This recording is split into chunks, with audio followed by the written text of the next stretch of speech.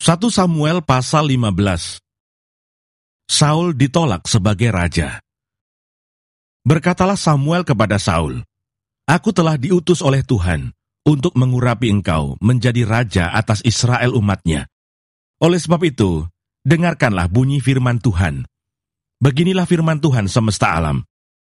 Aku akan membalas apa yang dilakukan orang Amalek kepada orang Israel, karena orang Amalek menghalangi mereka ketika orang Israel pergi dari Mesir.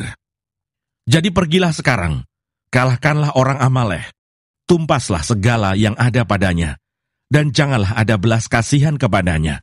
Bunuhlah semuanya, laki-laki maupun perempuan, kanak-kanak maupun anak-anak yang menyusu, lembu maupun domba, unta maupun keledai."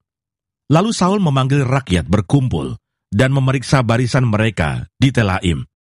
Ada 200.000 orang pasukan berjalan kaki, dan 10.000 orang Yehuda. Setelah Saul sampai ke kota orang Amalek, disuruhnyalah orang-orang menghadang di lembah. Berkatalah Saul kepada orang Keni, "Berangkatlah, menjauhlah, pergilah dari tengah-tengah orang Amalek, supaya jangan kulenyapkan kamu bersama-sama dengan mereka. Bukankah kamu telah menunjukkan persahabatanmu kepada semua orang Israel ketika mereka pergi dari Mesir?" Sesudah itu menjauhlah orang Keni dari tengah-tengah orang Amalek. Lalu Saul memukul kalah orang Amalek, mulai dari Hawila sampai ke Sur, yang di sebelah timur Mesir. Agag, raja orang Amalek, ditangkapnya hidup-hidup, tetapi segenap rakyatnya ditumpasnya dengan mata pedang. Tetapi Saul dan rakyat itu menyelamatkan Agag dan kambing domba, dan lembu-lembu yang terbaik, dan tambun, pula anak domba dan segala yang berharga. Tidak mau mereka menumpas semuanya itu. Tetapi segala hewan yang tidak berharga dan yang buruk, itulah yang ditumpas mereka. Lalu datanglah firman Tuhan kepada Samuel demikian, "Aku menyesal karena aku telah menjadikan Saul raja, sebab ia telah berbalik daripada aku, dan tidak melaksanakan firman-Ku." Maka sakit hatilah Samuel, dan ia berseru-seru kepada Tuhan semalam-malaman. Lalu Samuel bangun pagi-pagi untuk bertemu dengan Saul, tetapi diberitahukan kepada Samuel demikian, "Saul telah ke Karmel tadi, dan telah didirikannya baginya suatu tanda peringatan." Kemudian ia balik dan mengambil jurusan ke Gilgal. Ketika Samuel sampai kepada Saul, berkatalah Saul kepadanya, "Diberkatilah kiranya engkau oleh Tuhan. Aku telah melaksanakan firman Tuhan."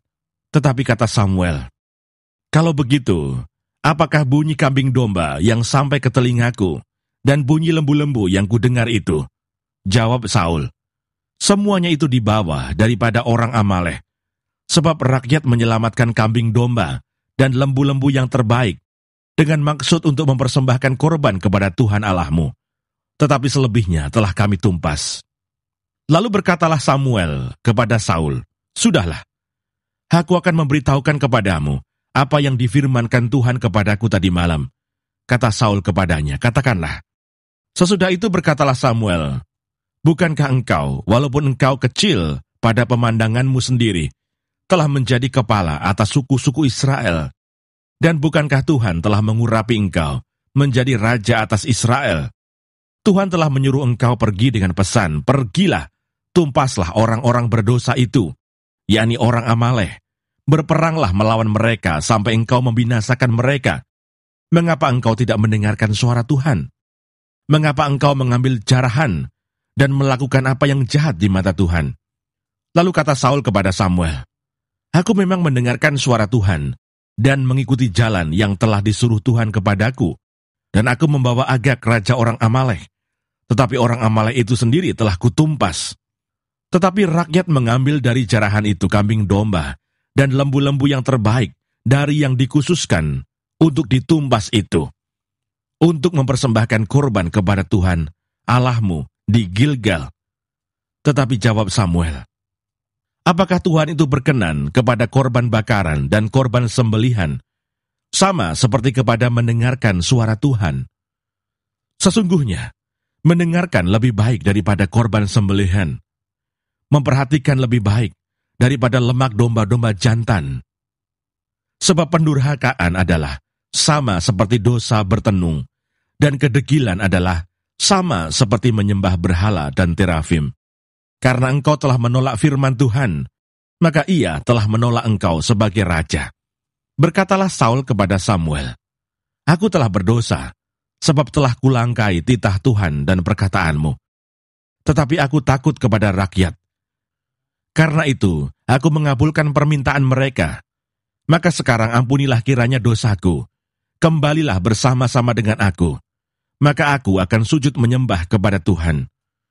Tetapi jawab Samuel kepada Saul, aku tidak akan kembali bersama-sama dengan engkau, sebab engkau telah menolak firman Tuhan. Sebab itu Tuhan telah menolak engkau sebagai raja atas Israel.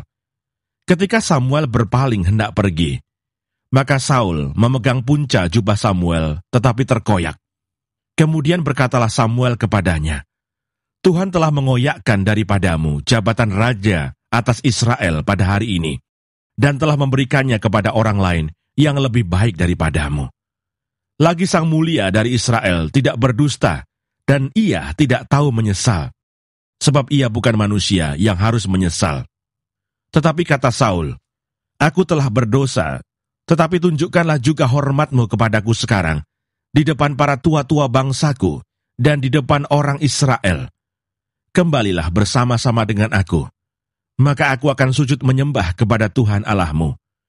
Sesudah itu kembalilah Samuel mengikuti Saul, dan Saul sujud menyembah kepada Tuhan.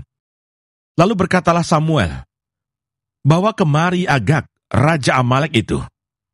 Dengan gembira Agag pergi kepadanya, sebab pikirnya, sesungguhnya kepahitan maut telah lewat. Tetapi kata Samuel, seperti pedangmu membuat perempuan-perempuan kehilangan anak, demikianlah ibumu akan kehilangan anak di antara perempuan-perempuan. Sesudah itu Samuel mencincang Agag di hadapan Tuhan di Gilgal. Kemudian Samuel pergi ke Ramah, tetapi Saul pergi ke rumahnya di Gibea Saul. Sampai hari matinya Samuel tidak melihat Saul lagi. Tetapi Samuel berduka cita karena Saul, dan Tuhan menyesal karena ia menjadikan Saul raja atas Israel. 1 Samuel pasal 16. Daud diurapi menjadi raja. Berfirmanlah Tuhan kepada Samuel, berapa lama lagi engkau berduka cita karena Saul? Bukankah ia telah kutolak sebagai raja atas Israel? Isilah tabung tandukmu dengan minyak, dan pergilah. Aku mengutus engkau kepada Isai, orang Betlehem itu, sebab di antara anak-anaknya telah kupilih seorang raja bagiku. Tetapi Samuel berkata, bagaimana mungkin aku pergi? Jika Saul mendengarnya, ia akan membunuh aku. Firman Tuhan, bawalah seekor lembu muda, dan katakan, aku datang untuk mempersembahkan korban kepada Tuhan. Kemudian undanglah Isai ke upacara pengorbanan itu.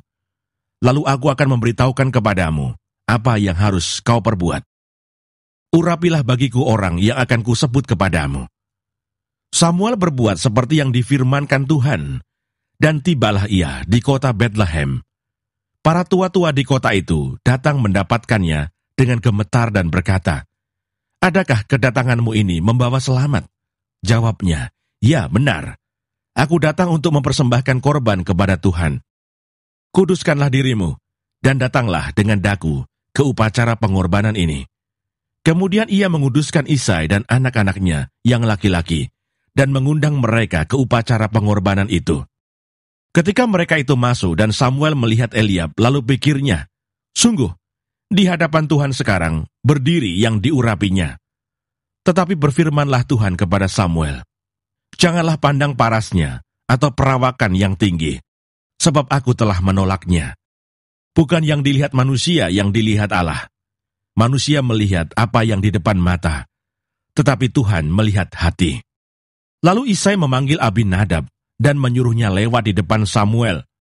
Tetapi Samuel berkata, orang ini pun tidak dipilih Tuhan. Kemudian Isai menyuruh Syama lewat, tetapi Samuel berkata, orang ini pun tidak dipilih Tuhan. Demikianlah Isai menyuruh ketujuh anaknya lewat di depan Samuel.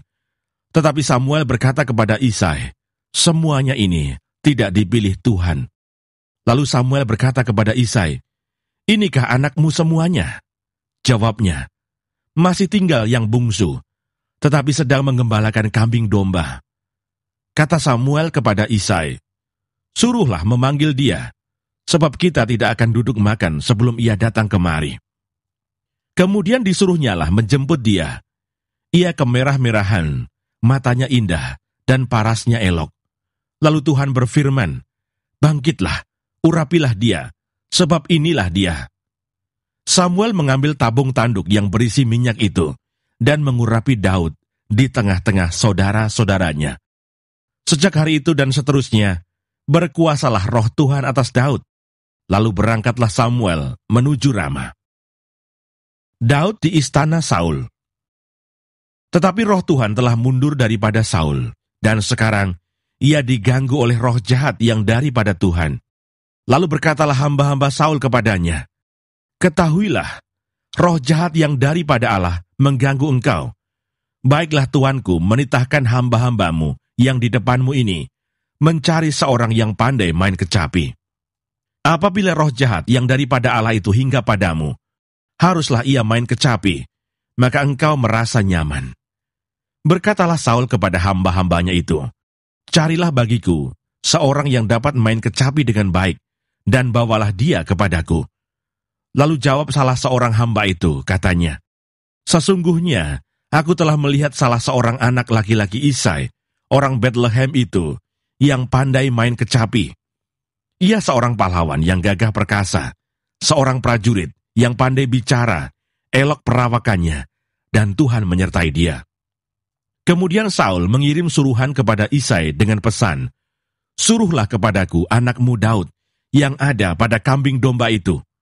Lalu Isai mengambil seekor keledai yang dimuati roti, sekirbat anggur, dan seekor anak kambing.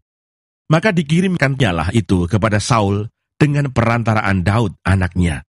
Demikianlah Daud sampai kepada Saul dan menjadi pelayannya. Saul sangat mengasihinya, dan ia menjadi pembawa senjatanya. Sebab itu Saul menyuruh orang kepada Isai mengatakan, "Biarkanlah Daud tetap menjadi pelayanku, sebab aku suka kepadanya." Dan setiap kali apabila roh yang daripada Allah itu hingga pada Saul, maka Daud mengambil kecapi dan memainkannya.